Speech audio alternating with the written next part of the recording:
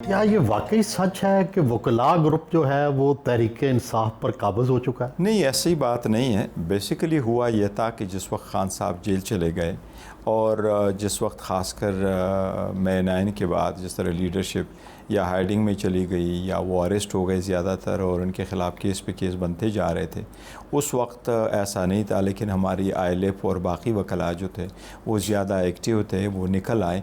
लेकिन ऑब्वियसली किसी न किसी ने तो करना था, संभालना था भाग दौड़। तो वकला आ गए, उन्होंने एक रोल ज़रूर प्ले किया, लेकिन कोई भी नहीं। अभी भी हमारे पास ऐसी लीडरशिप में ज़्यादातर वकील नहीं है। वही लीडरशिप है जो पहले भी थी। वो अगर हाइडिंग में भी थी तो वहाँ से ऑपरेट करती थी और वहाँ से हमारा जूम मीटिंग हुआ करता था। जूम मीटिंग में सारा डिस्कस किया था। तो एक फ्रिक्शन ऑफ लॉयर्स है, बाकी इतनी ज़्यादा नहीं है। ये भी कहा जाता है कि जिस पार्टी में वकला का ज़्यादा रोल बढ़ जाए तो ज़्यादातर फैसले सियासी नहीं अदालती रोशनी में किए जाते हैं। पहली बात तो ये है कि इतने ज़्यादा हमारे पास वकला नहीं है कि वो हो जाए, लेकिन फैसले हमेशा सियासी होने चाहिए, अदालतों के थ्रू नहीं होना चाहिए। इसका एक हल तो ज़रूर होना चाहिए। लेकिन पाकिस्तान तहरीक इंसाफ की ऑल टुगेदर डिफरेंट सिचुएशन है, क्योंकि ये बड़ी ज़ेर एताब रही है। और ये ज़ेर एताब सिर्फ ये नहीं है कि 9 मई की बात है। अगर पहले भी देखें आप, 18 मार्च की मिसाल उठा लें, जिस तरीके से खान साहब आए और जिस तरीके से कम्प्लेक्स में जा रहे थे और जिस तरीके से लोगों ने रास्ते रोक लिए, वहाँ जो फोर्सेस के लोग आए थे और वहाँ मौजूद थे, तो इससे यही अंदाज़ा था कि बाय ऑल मीन्स ये कोशिश की जा रही थी कि वो उसको अरेस्ट किया जाए, उसको जेल में रखा जाए, उसको डिस्क्वालीफाई किया जाए, उसके पार्टी को डिसमेंटल करे। सो एक डैमेज जो है that is actually being cast to the PTI. तो स्ट्रगल ही ऐसी थी। सियासी फ़ैसले होने चाहिए, बट अनफॉर्चुनेटली अगर सियासी हुकूमत किसी के कहने पे ही आपके ख़िलाफ़ 200 फ़ैसले बनाएं तो फिर मजबूरी हो जाती है कि फ़ैसले सुप्रीम कोर्ट ही करे। लेकिन हमें तो अदलिया से जो उम्मीदें बड़ी वाबस्ता रही है, लेकिन नाकामी उसी में हुई है क्योंकि मायूसी हुई है इसको। पार्टी के लोग जो मकबूल होते हैं उनको साइड लाइन कर दिया जाता है, क्या वाकई ऐसा है? देखिए, पार्टी में एक डिसिप्लिन का होना हर सूरत लाजिम है, और पार्टी में मुख्तलिफ़ कमेटीज़ बनी है, कोर कमेटी है, पॉलिटिकल कमेटी है, हमारी लीगल कमेटीज़ है। डिसीजन लिए जाते हैं बाय कंसेंसस और ख़ान साहब की अप्रूवल और उसकी कंसेंट के साथ।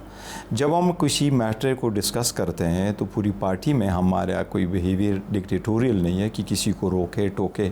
वो बोले, अपने राय का इजहार करे, तो अपनी राय का इजहार ज़रूरी है। लेकिन जब पार्टी उस पर डिलिब्रेट करके एक डिसीजन आ जाए तो फिर मेजॉरिटी का कंसेंसस प्रिवेल करता है और वही पार्टी का डिसीजन होता है। हमारा मौक़िफ़ यही रहा है कि जब एक मरतबा पार्टी अपना नैरेटिव दे दे, फिर किसी का राइट नहीं है कि उसका इख्तिलाफ़ करे।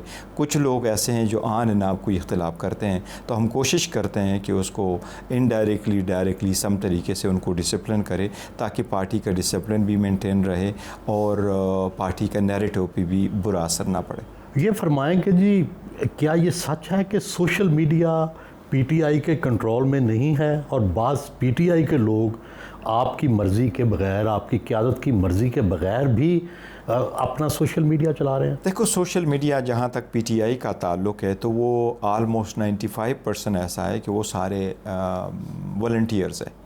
पाकिस्तान तहरीक इंसाफ में 5% सारे टोटल ऐसे लोग होंगे जिनको पे किया जाता है या उनको इंस्ट्रक्शन दी जाती है, अदरवाइज़ ये सारे वॉलंटियर्स हैं।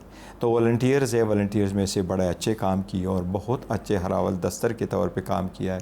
जब सारी लीडरशिप इन हाइडिंग थी, जब लीडरशिप बाहर थी, तो इन लोगों ने बड़े वर्चुअल जलसे करवाए हैं, इन लोगों ने बड़ा काम किया है, इन लोगों को तारुफ करवाया है अपने निशानात। पाकिस्तान तहरीक इंसाफ का जो वेबसाइट है वो आज भी आप वीपीएन के बग़ैर नहीं देख सकते, और आज भी उस पर जब भी एक वेबसाइट बनता था और उस पर हम देते थे कि ये टिकट्स है, उसको बैन किया जाता था और उस पर कोई समहाउ उसको डाउन किया जाता था। फिर हमारे सोशल मीडिया वाले कुछ और लगाते थे, तो उन्होंने अच्छा रोल प्ले किया है, लेकिन ज़्यादातर हमारे वॉलंटियर्स हैं। आपके मुखालफों में भी ये तासुर है कि भाई दुश्मनाम है, गाली है, इल्ज़ामात हैं, तो आपको पार्टी की क़यादत को इस हवाले से भी तो कुछ एक्शन लेना चाहिए। होता यह है कि बड़ाई साहब, मैं ये समझता हूँ सोशल मीडिया और मीडिया का एज अ होल बड़ा अच्छा रोल है, वो चाहे नेगेटिव रोल प्ले करे, पॉजिटिव रोल प्ले करे, लेकिन एक अच्छा रोल प्ले करे और हर का एक दूसरा रुख जो आवाम को दिखाना होता है वो भी उनको दिखाएं। और एग्रेशन वैसी भी सियासत में बढ़ गया है, एग्रेशन पे काबू पाने चाहिए, लेकिन हम कोशिश ज़रूर ये करते हैं कि हमारी जो भी पार्टी की पॉलिसी हो वो एक नैरेटिव सेटअप हो और हमारा जो इलेक्ट्रॉनिक मीडिया है उसके थ्रू हम पब्लिश कर दें और उसके थ्रू फिर आप आगे हमारी जो सोशल मीडिया है वो आगे उसको बढ़ा देती है। तो कोशिश हम ज़रूर करते हैं। फ़ारग वक्त में मौसीकी से दिल बहलाते हैं, कव्वाली पसंद है, गाने पसंद हैं, कौन सा गुलकार अच्छा लगता है? म्यूज़िक तो बड़ा पसंद है। म्यूज़िक ज़्यादातर अमेरिकन म्यूज़िक मैंने वो किया है, बहुत कम ही कोई कव्वाली वगैरह सुना है। लेकिन ये ज़रूर है कि ज़्यादातर जब मैं करता हूँ तो मुझे शौक़ है कि मैं डॉक्यूमेंट्रीज़ ज़्यादा देखूँ, तो हर किस्म की डॉक्यूमेंट्रीज़ देखता हूँ ज़्यादा। फिल्में देखते हैं? फिल्म ही देखता हूँ। तो कौन एक्टर पसंद है? मैंने कभी हॉलीवुड की अलावा जिस तरह इंडिया किया तो मैंने इंडियन मूवी कभी नहीं देखी। अच्छा, सिर्फ हॉलीवुड? सिर्फ हॉलीवुड में मूवी देखी है और मैं नहीं समझता, मुझे तो याद कौन सी अदाकारा पसंद है? ये तो कोई पर्सनल सी बात है, लेकिन लेकिन फिर भी जाहिर है वहाँ भी लोगों की पसंद तो होती है। हाँ, पसंद तो होती रहती है, लेकिन ज़्यादा जो मैं मूवी देखता हूँ वो ऐसी मूवीज़ होती है कि इसमें एक्शन मूवीज़ हो, जिस तरह टॉम क्रूज़ की हो, बाकी हो, इस किस्म की मूवी। नहीं तो एक्ट्रेस भी बताए ना कौन सी पसंदीदा है। सर इसको बाद में डिस्कस कर लेंगे।